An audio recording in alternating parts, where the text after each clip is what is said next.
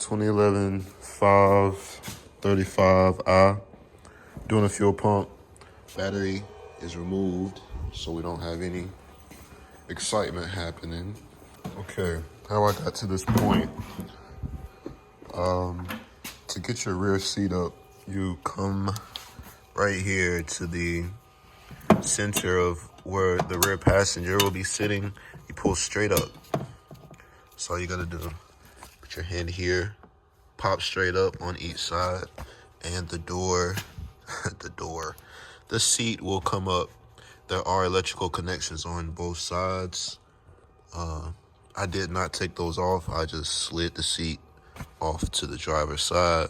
All right, to get this cover off, first I pulled out the rubber grommet, and then it's 5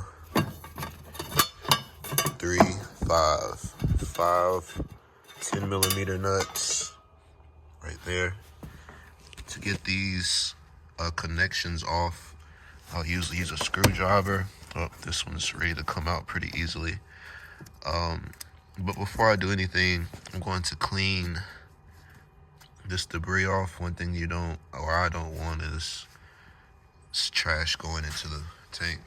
Okay, so ideally I would use a vacuum to clean this, but I'm a mobile tech. I don't have a vacuum set up, so this is what I use. Also, please hit that subscribe button for me. We're pushing for the goal of 500 subscribers. Please support. All right, after cleaning, not bad. As good as a vacuum, maybe not, but it's good enough. Better than it was. So we'll use this. We'll pull this off by pulling this tab forward, and it locks once you push it back down. The second one has 2 tabs.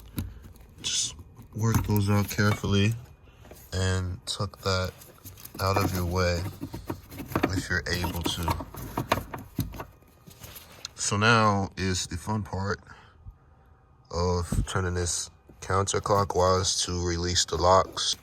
To get this off, I'm first going to, I should have did this first. Usually as soon as I pull up, when I'm thinking straight, I'll allow the evap system to purge by the gas tank.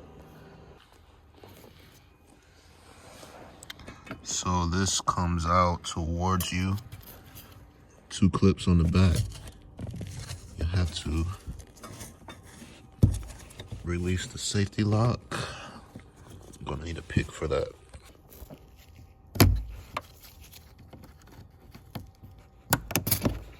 Just like I thought it would.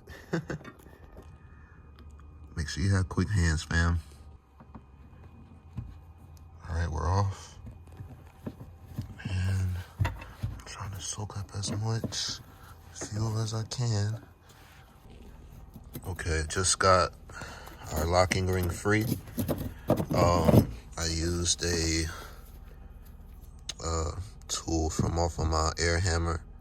It had enough length for me to get a good angle. I recommend using brass punches or brass tools so they don't spark, unless you know what you're doing. Remove this. Also, while I was trying to get out my locking ring, fuel kept spewing out. Though on my new pump, I used one of the caps to prevent extra fuel from just coming up, making a mess. All right, there she is. I'm gonna tuck this right there. Should stay. Same with the electrical connector. And there we are. Okay. So let me reposition. All right, this connection here needs to come off. Clip on the back side. Probably need 2 hands. That first, and then we're gonna take off these evap line, or not, these fuel lines. 1 and 2. All right, first thing first, get this clip out. It's only on one side. Push down on it and work it out. I'm gonna need 2 hands. All right, once that's out, I'm gonna do the easiest one first. Take that fuel line off, and then I'll go for the one that's a little tougher to get to.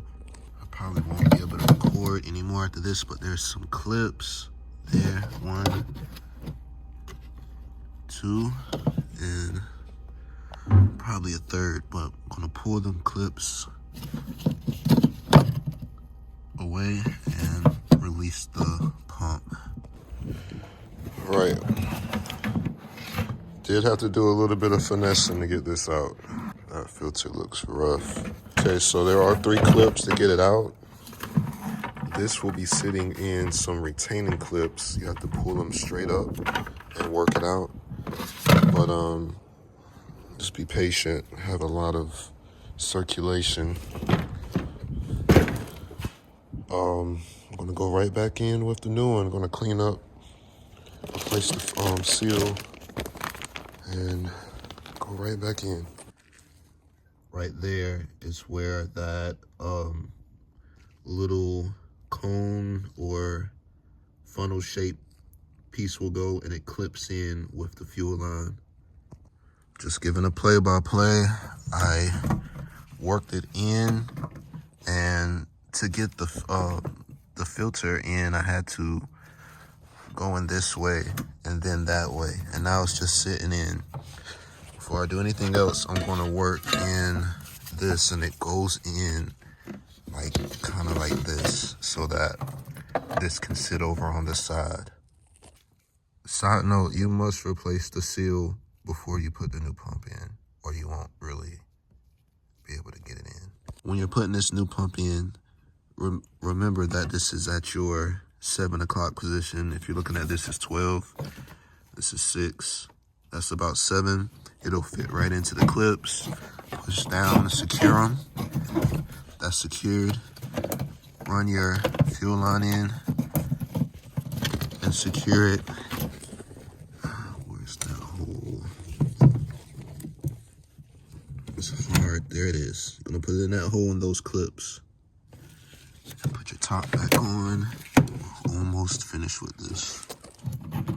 All right, so that was a bit of a monster trying to get that in. And just so you know, some of these aftermarket ones, you might run into the same thing. See that black wire that came off?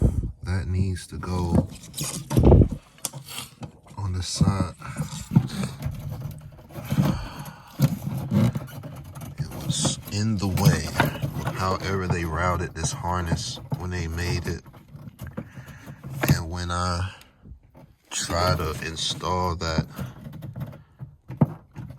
fuel line, it kept pushing this clip off. All right, that was not easy. Every time I was trying to put it on, this ground kept coming off. Every time I was trying to get it in, right where you see that dip is where this wire goes. All right, we have it back in and secure. We're gonna clean this excess fuel and reinstall.